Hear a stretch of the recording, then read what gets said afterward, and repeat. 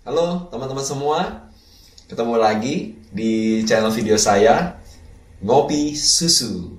Ngobrol pintar, suka-suka.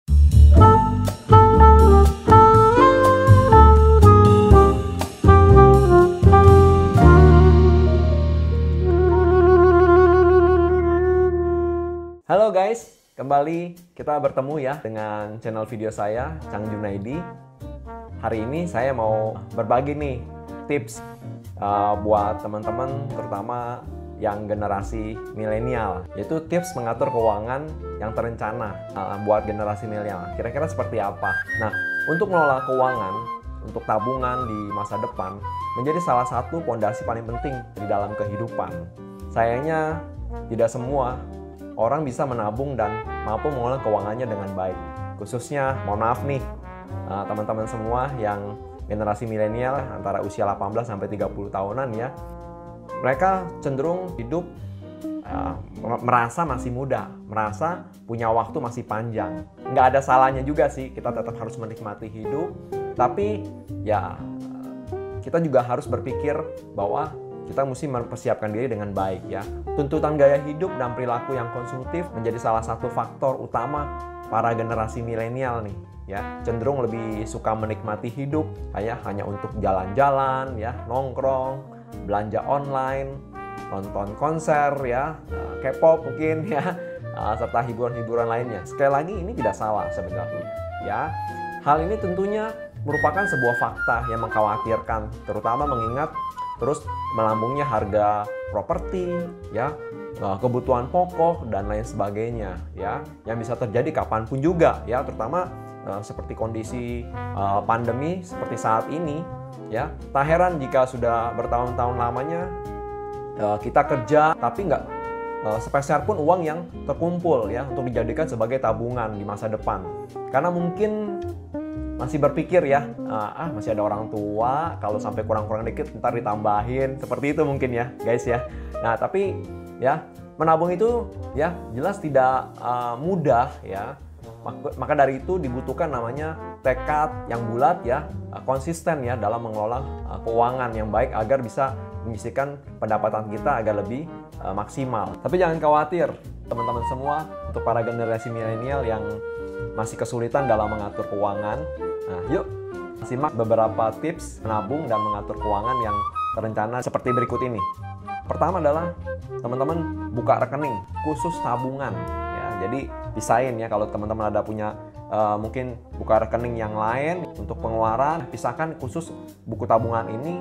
Kalau bisa yang mungkin bank ATM-nya ya tidak terlalu banyak gitu ya, nggak terlalu familiar. Jadi nggak sedikit-sedikit kalau jalan-jalan ya, ngelihat ATM kecenderungan ingin ngambil uang. Jadi kalau bisa buka tabungan yang dimana kalau bisa ATM-nya ya kalau perlu nggak perlu dibuat gitu ya kan, khusus memang buat nabung. Yang kedua adalah sisihkan 10-20% penghasilan yang teman-teman terima. Pertama adalah untuk yang namanya asuransi. Kenapa asuransi?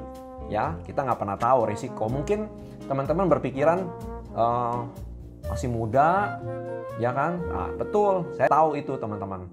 Tapi ya yang namanya risiko di jalan ya, kita nggak pernah tahu yang namanya terjadi kecelakaan atau accident. Yang berikutnya adalah dana darurat. Seperti teman-teman tahu, di kondisi seperti ini ya, bisnis sangat lesu, mungkin terjadi banyak PHK ya. Nah, buat orang-orang yang telah merencanakan keuangannya dengan baik ya, setiap bulan dari penghasilan dimasukkan ke dana darurat, tentu di kondisi seperti ini tidak terlalu mengkhawatirkan. Mereka bisa survive dalam waktu 6 bulan, 1 tahun ke depan ya.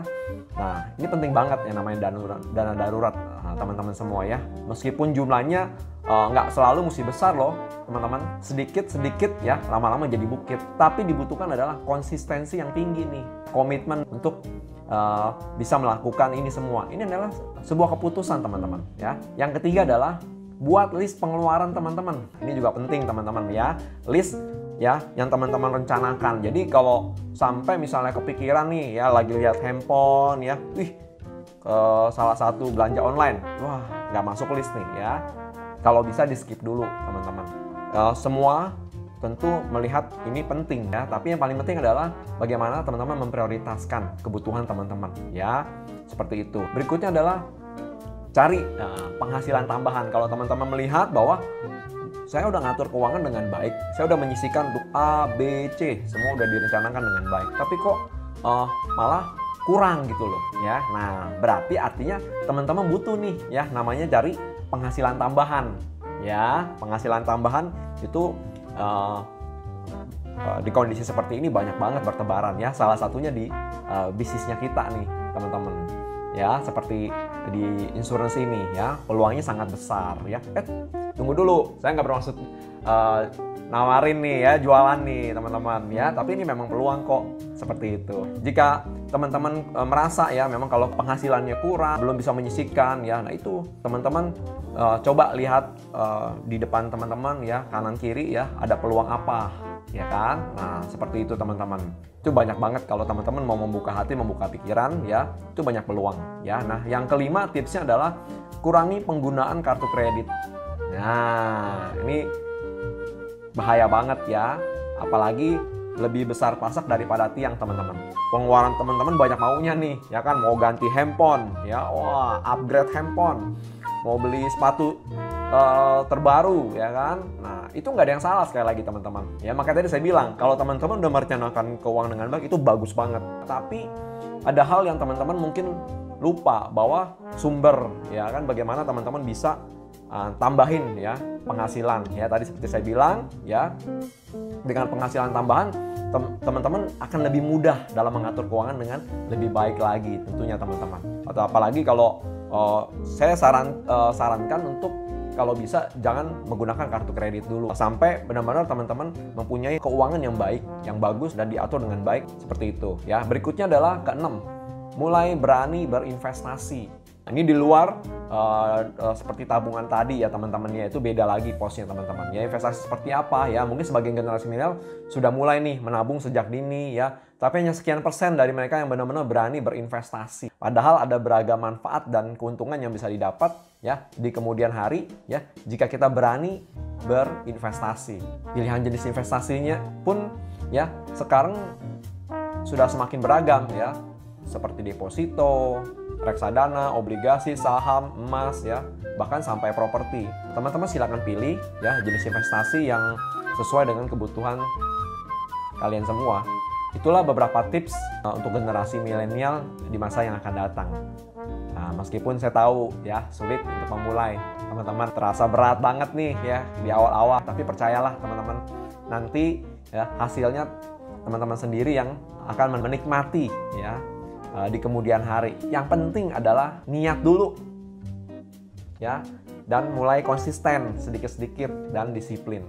Jadi jangan hanya menikmati hidup untuk hari ini aja, kamu juga harus bisa menikmati hidup untuk di masa depan nanti ya. Dari saya itu aja, sampai ketemu lagi di tips channel video keuangan dan asuransi dari saya. Sampai ketemu lagi teman-teman.